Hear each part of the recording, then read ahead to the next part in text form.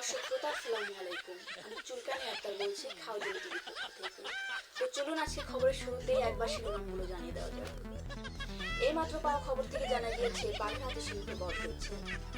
নারায়ণগঞ্জ জেলার একটি পরিবারে ঘটে গেছে এক বেদনাদায়ক ঘটনা। স্ত্রীর পাদের তীব্র গন্ধ ও বিকট শব্দে অতিষ্ঠ হয়ে ডিভোর্স দিলেন স্বামী।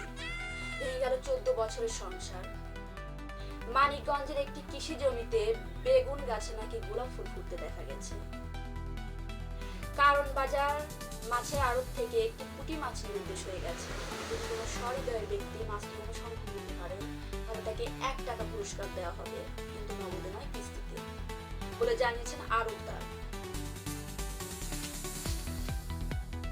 আরো জানা গেছে যাতায়াতের পথে পিঁপড়ে ও হাতির মুখোমুখি সংঘর্ষ। ঘটনাস্থলে হাতি নিজের সামনে দুটি দাঁত হারায় এবং পিঁপড়ের কোনো হদিস পাওয়া যায়নি বলে জানিয়েছেন প্রশাসন।